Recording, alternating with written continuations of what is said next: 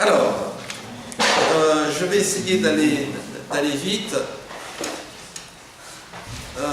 Au fond, moi, ce que je vais essayer de proposer, c'est une problématisation sur la question de la fiction à partir de données anthropologiques et cognitives, de façon plus précise.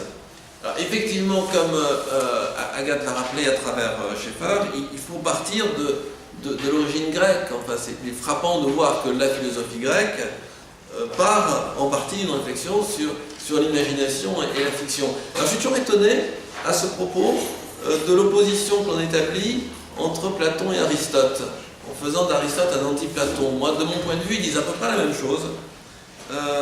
Simplement, Platon construit une sorte de modèle théorique politique idéal, et Aristote essaie d'expliquer ce qui est. Donc leur point de vue est différent, et Aristote a une version plus positive, mais sur le fond tout de même, la question que se pose la philosophie occidentale à son origine, puisque c'est de là que les choses commencent, c'est qu'est-ce qu'on fait de cette chose bizarre qu'est la fiction, c'est-à-dire l'irréalité, et du plaisir que produit les réalités.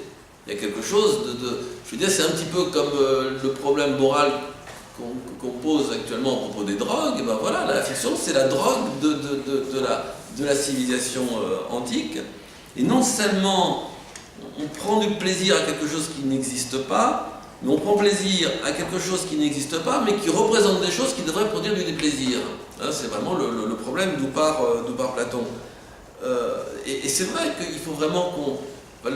L'objet de ce séminaire, c'est de revenir quand même à ce scandale que représente la culture de la fiction dans l'histoire des civilisations humaines. Il faut mesurer ce que ça représente. Et dès le début, on a été proche d'une vérité essentielle. Et moi, je suis frappé quand je lis tous ces théoriciens de ce que je fais depuis cet été sur la fiction, c'est qu'au fond, on n'est pas très loin de la question des origines. Au fond, on ne fait que tricoter différentes thèses à propos de cette chose étrange qui est, encore une fois, ce plaisir d'imagination produit par la fiction dans le rapport de l'esprit avec quelque chose qui n'existe pas. Et donc, dès le début, on s'est rendu compte qu'il y avait un plaisir spécifique à la fiction. Alors, c'est ce que dit Platon. C'est la seule différence que je vois entre Platon et Aristote. Platon demande comment se fait-il qu'on éprouve du plaisir, il dit édunais, c'est un terme grec, du plaisir à des choses qui n'existent pas. Et la réponse qu'il donne, c'est que la fiction produit du plaisir. En soi, le fictionnel produit du plaisir. Le virtuel produit du plaisir. C'est extrêmement choquant. Et c'est pour réduire ce scandale qu'Aristote dit, bon, d'accord, il y a un plaisir du fictionnel, mais il faut quand même moraliser ce plaisir-là, il faut que ce soit une bonne imitation. C'est-à-dire, c'est le principe de conformité au réel qui va justifier le plaisir de l'imitation. Mais globalement, on est tout de même dans la même doctrine. Et la réponse que donne Aristote, toute la science cognitive sur la fiction, elle est dans ça. Aristote dit, regardez les enfants, même les enfants ont plaisir à imiter. Il y a un plaisir propre à l'imitation. Et ce que je vais dire dans quelques minutes sur les sciences cognitives qui expliquent maintenant la capacité de l'esprit, le plaisir de l'esprit à imiter avec les neurones miroirs, etc., se trouve déjà chez Aristote. Moi, je suis absolument frappé de voir que tout est là. Alors tout est là, et à la fois, et ça aussi c'est le problème, c'est que pourquoi la philosophie grecque est amenée à théoriser le plaisir de la fiction pour s'en débarrasser.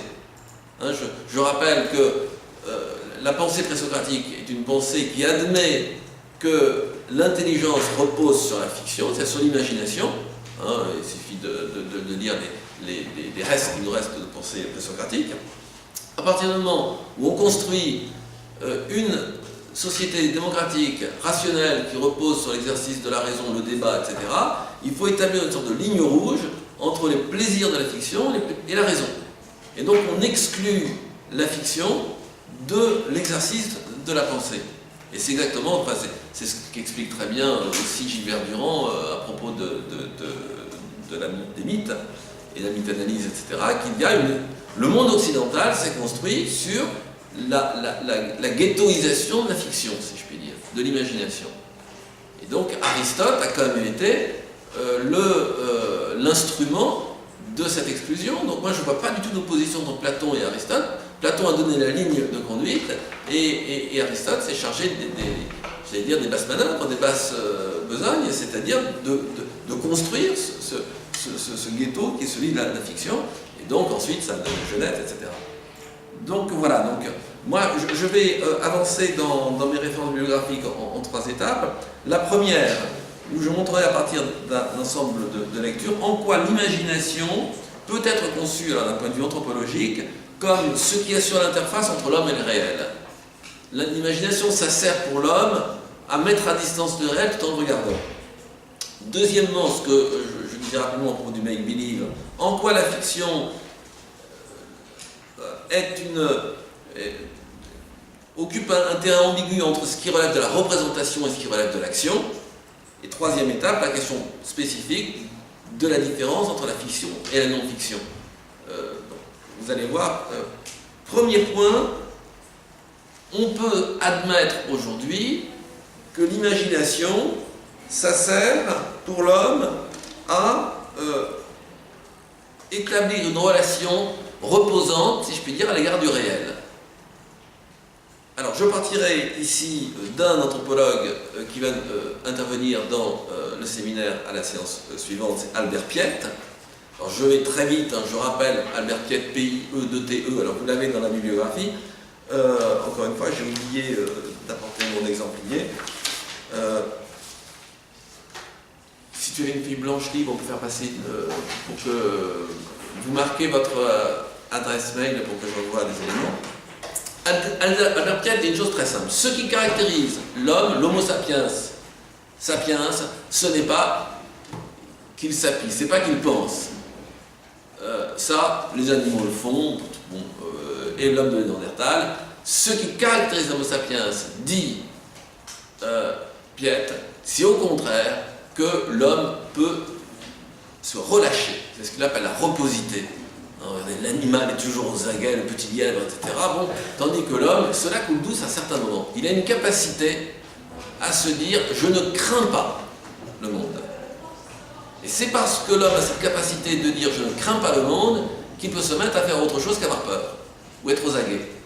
Donc, ça c'est vraiment l'élément fondamental, je rentrerai dans les détails, mais, dit-il, on peut trouver des degrés divers d'intelligence, mais ils existent dans les espèces animales, ils existent, encore une fois, chez l'homme de Néandertal, mais l'homme a cette capacité du laisser aller, encore une fois, c'est ce qu'il appelle vivre sur le mode mineur, ou ce qu'il appelle la reposité. Et ça, c'est quelque chose d'absolument essentiel. Bon, j'ai déjà dit en d'autres lieux que moi, je l'avais, si je puis dire, trouvé par d'autres voies, où je dis que l'homme rit parce qu'il décide qu'il ne craint pas le monde. Le rire est la réaction face à l'absence d'interaction dangereuse avec le réel. Et j'y reviendrai parce que c'est absolument capital pour ce que j'ai à dire plus tard. Mais, dit Piette déjà, comment fait l'homme, alors l'homme il y a très longtemps, pour arriver à cet état-là? Eh bien, il invente la religion. La religion, ce sont des croyances qui servent à légitimer ce détachement, ce relâchement. Et la religion, comme dirait, c'est aussi les mythes américains, voilà, c'est les Jay qui vont gagner, etc. On se repose, on est tranquille, là, vous voyez, regardez, on est en pleine guerre terrible actuellement dans le Moyen-Orient, on sait bien que les djihadistes sont voilà, donc c'est exactement ça. Peu importe le degré d'adhésion aux croyances, au fond, c'est un peu déjà du veine d'une certaine manière. La question de la croyance n'est pas une question d'adhésion totale, mais simplement de disposition psychologique à l'égard de la croyance. Donc, premier point. Deuxième point, toujours dans cette voie-là, la voie alors, de la psychanalyse. Bon, j'ai apporté le livre de Winnicott, Un jeu et réalité. Pour ceux qui ne savent pas, Winnicott, c'est l'inventeur du doudou comme objet transitionnel. Les bébés ont un doudou. Vous avez peut-être encore des doudous, j'espère que bon. Et, dit-il, plus généralement, donc, le jeu sert à établir un espace transitionnel. On joue pour établir notre rapport avec le monde. Mais on ne cesse de faire des jeux intérieurs ou des cinémas intérieurs, on fictionnalise pour avoir un rapport plus tranquille avec le monde. Donc c'est du même ordre. C'est-à-dire qu'entre la réalité et nous, il y a quelque chose qui est de l'ordre de la croyance, de l'imagination, de la fiction, du jeu. Voilà. Dernière formulation qui est plus spécifiquement venue des sciences cognitives, plus récente. La fiction est vitale pour l'homme dans sa relation avec le monde extérieur. Alors c'est ce que l'on trouve dans le livre de Jonathan Gottschall, The Storytelling Animal, How Stories Make Us Human. L'animal qui raconte des histoires, comment les histoires nous rendent humains, ou en gros ce anthropologue américain, livre de 2012, explique que la spécificité anthropologique de l'homme est sa capacité à se raconter des histoires. Il y a besoin, face au réel, de raconter une histoire pour penser le réel. Donc, la fiction ne s'oppose pas à la réalité. La fiction est la médiation dont l'homme a besoin pour être face au réel. On ne peut jamais considérer quelque réalité que ce soit sans immédiatement raconter une histoire. Et c'est pour ça qu'on a besoin de raconter des histoires. Et c'est pourquoi notre culture est faite d'histoires. Bon, voilà, donc on est dans la même voie. Et je terminerai ce parcours très rapide par le livre de Lisa Landshine, Why We Read Fiction, Theory of Mind and the Novel. Pourquoi nous lisons des fictions? Alors, Landshine explique que, c'est un peu, ça raffine un peu ce que la théorie des cognitivistes que je viens de dire, que l'homme a la capacité anthropologique, dès qu'il est face à quelqu'un, de construire une théorie de son esprit, c'est-à-dire que vous imaginez ce que l'autre pense. Dès que... voilà, on sait faire, nous. C'est pour ça qu'on peut réagir à des situations. Vous avez même un chien, un chat, etc. Immédiatement, vous imaginez un scénario où la personne joue. Vous construisez un scénario. Et c'est ça, la relation à l'autre, c'est donc ce qu'elle appelle la théorie of mind, on construit une théorie. Et c'est pourquoi... alors, d'une part, dit-elle, l'homme a deux spécificités, cette spécificité-là, et d'autre part, ce que l'on appelle la méta-représentation, l'homme est le seul à penser qu'il pense. Il y a des animaux qui pensent, l'animal peut penser que l'autre pense, mais se penser en train de penser, c'est spécifique. On le sait parce que dans des exercices avec des grands singes, on a vu des grands singes aller faire semblant de cacher une banane derrière un arbre pour tromper les autres grands singes et garder la banane pour ailleurs. Donc ça veut dire qu'un grand singe peut faire un piège. Mais le grand singe n'est pas capable de penser à ce qu'il fait, etc. Donc, dit-elle, pourquoi lit-on des romans? Parce que, d'une part, en lisant un roman, on applique notre capacité à construire des hypothèses fictionnelles sur l'autre. Et d'autre part, le problème, c'est que comme le personnage n'existe pas, on s'imagine être à la place du personnage. Donc, la lecture de la fiction serait la synthèse de ces deux capacités cognitives. D'une part, imaginer ce que fait l'autre, et d'autre part, se penser soi-même à la place de l'autre, c'est-à-dire du personnage fictionnel. Bref, bon. Et donc, dit-elle, il y a des romans qui sont les romans de la conscience, très bien, ou les detective novels, les romans d'enquête, c'est aussi très bien, pour exercer son esprit. Donc la littérature serait une sorte voilà, c'est une salle de musculation de la capacité fictionnalisante de l'homme dans sa... face à la réalité. Ce qui implique, c'est très important, c'est que la différence entre réel et non réel, c'est pas un problème, puisque c'est une sorte de mécanisme, si je puis dire, de l'esprit de fictionnaliser. Bon, voilà, premier point. Premier point, la fiction dans le rapport au réel. Deuxième point, la question donc, de la fiction, est-ce que c'est de la représentation, est-ce que c'est de l'action? Et là, je crois que, pour moi, c'est une différence essentielle. Généralement, on le voit, là, évidemment, les littéraires, lorsqu'ils pensent à la mimésis, pensent toujours la fiction comme représentation de choses imaginaires.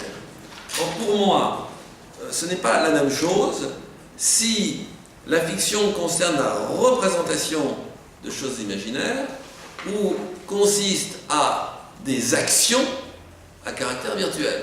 Jouer et représenter, ce n'est pas tout à fait la même chose. Entre parenthèses, il y a un point aveugle dans la théorie de la mimésis aristotélicienne, puisqu'on fait de la poétique une théorie de la fiction. Or, c'est une théorie de la représentation. Je veux dire que vous prenez Périclès et vous faites une statue de Périclès. Bon, c'est la mimésis de Périclès. Si vous avez un texte qui vous parle de Périclès, c'est une mimésis de Périclès, et c'est pas de la fiction. Bon, il le dit un peu puisqu'il parle aussi de l'histoire, mais à strictement parler, la mimésis, c'est toute représentation de la réalité. Et ça n'implique pas la présentation d'événements imaginaires. Et le plus souvent, alors, encore une fois, Aristote le dit, puisqu'il dit que l'histoire pourrait être... bon, mais il laisse quand même... Lorsqu'il dit que, par exemple, un poème scientifique, c'est pas de la poésie parce qu'il n'y a pas de mimésis, par nature, tout discours qui utilise le langage courant représente le réel, puisque le langage n'est pas... vous comprenez, un énoncé mathématique, il n'y a pas de représentation, puisque c'est purement symbolique. Mais dès qu'on a affaire à du langage normal, on est dans la représentation. Donc tout discours est mimétique, puisqu'il est référentiel. Et bon, je fais cette petite parenthèse, mais ça va toujours frapper ce flou qu'on entretient à propos de la notion de mimésis appliquée d'après le modèle aristotélicien. Bon, mais surtout, la fiction n'est pas forcément représentation. Elle concerne l'action. Je veux dire, moi petit aussi, je passais mon temps à faire de la ratatouille dans le sable, je mettais de l'eau, et bon, je ne laissais pas de la ratatouille, je ne le représentais pas, mais j'étais content d'être cuisinier. J'étais content d'agir. La fiction est une fiction d'action, pas une fiction de représentation. Bon, je laisse de côté ma ratatouille. Donc, premier point, la question du jeu. Alors, effectivement, c'est quelque chose d'essentiel, et évidemment, tous les théoriciens ont été frappés par la similitude entre le jeu et la fiction. Alors, je citerai évidemment celui qui est un des grands théoriciens du jeu dans l'entre-deux-guerres, le néerlandais Huizinga, Homo ludens, essai sur la fonction sociale du jeu. Je cite sa définition du jeu. Sous l'angle de la forme, on peut donc, en bref, définir le jeu comme une action libre sentie comme fictive et située en dehors de la vie courante, capable néanmoins d'absorber totalement le joueur. Et une action dénuée de tout intérêt matériel, de toute utilité, qui s'accomplit en un temps et dans un espace expressément, etc. Bon.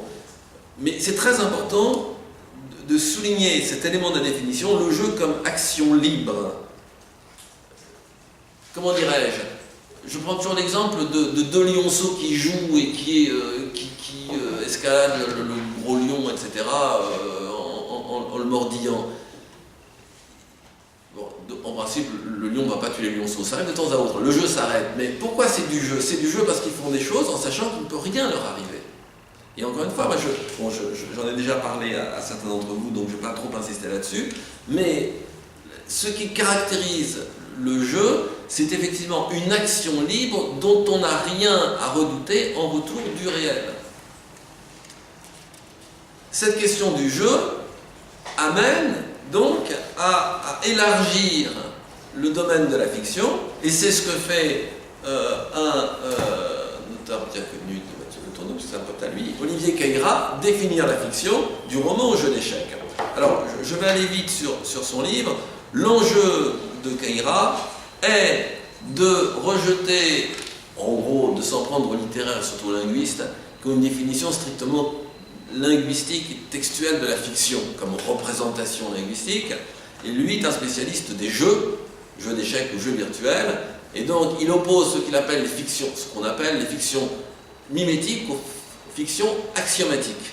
Fiction mimétique, c'est la représentation d'une situation concrète ou particulière.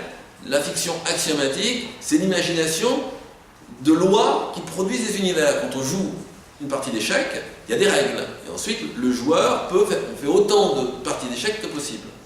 Et donc lui s'intéresse plutôt aux fictions axiomatiques, c'est-à-dire tout ce qui relève maintenant des jeux, et notamment des jeux dans l'espace, dans l'univers du numérique. Et que donc, la fiction n'est pas forcément une action de représentation.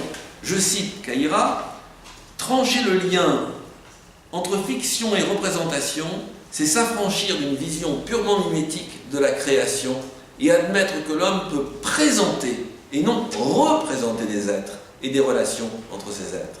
C'est également se donner la possibilité de repartir à zéro sur le chantier de la mimésis. » Alors, je crois que c'est absolument essentiel. Il y a une fiction qui est une fiction de représentation, et moi je dirais une fiction qui est une fiction d'action, je dirais au sens large. Parce que je trouve qu'il faut aller plus loin. Il faut aller plus loin. Pourquoi? Un jeu, on le disait la dernière fois, il y a des règles. Bon, on crée différents types de jeux, mais c'est quand même des séquences qui sont quand même verrouillées par les règles du jeu. Mais, comment dirais-je, le musicien, l'artiste, le génie, le savant, celui qui a des intuitions, il est dans la création, il est dans la fiction. Et je pense qu'il faut redonner à la fiction son espace le plus ouvert, d'action libre, encore une fois, sans interaction. Alors effectivement, je donne la définition de la fiction par Caïra. Je définirai donc la fiction comme une instruction pragmatique, levant les contraintes de recoupement et d'isomorphisme. Bon, en gros, il n'y a pas de recoupement avec la réalité. Alors, ce qui me gêne, c'est instruction pragmatique. Il faut qu'il y ait une instruction, il faut qu'il y ait des règles. Et c'est aussi d'ailleurs ce qui me gênait, je n'avais pas été jusqu'au bout dans la définition que Huizinga donne du jeu, action libre, qui se déroule avec ordre selon des règles données. Et je reviens au jeu de l'enfant, il y a des jeux qui sont des jeux, il n'y a pas de règles. Et je pense que, bon, évidemment, moins on croit à la fiction, plus les règles sont là pour suppléer l'adhésion à la fiction. L'enfant, il joue naturellement, il ne se pose pas la question, il prend un bâton. Mais il y croit que c'est une carabine. Donc, il n'a jamais vu de carabine. Bon, donc il ne sait pas ce qu'est la réalité. Donc il ne sait pas ce que c'est que la fiction. L'enfant l'exemple que je prends toujours pour ceux qui ont eu des enfants qui en auront, etc. Bon, lorsqu'on joue avec un petit enfant, il ne sait pas qu'il va perdre au jeu, par exemple. Et puis il y a un âge où le parent se dit, on va faire perdre l'enfant. Et la première fois, il pleure. Et après, il applique les règles. Mais tant qu'il n'a pas perdu, il ne sait pas qu'il joue. Il ne sait pas qu'il joue, simplement il ne craint rien. Donc je pense que on doit aller, comment dirais-je, que idéalement, le jeu, c'est l'institution de cet espace d'apesanteur, si je puis dire, où on éprouve sa capacité de penser, capacité du corps, capacité physique, sans interaction, encore une fois,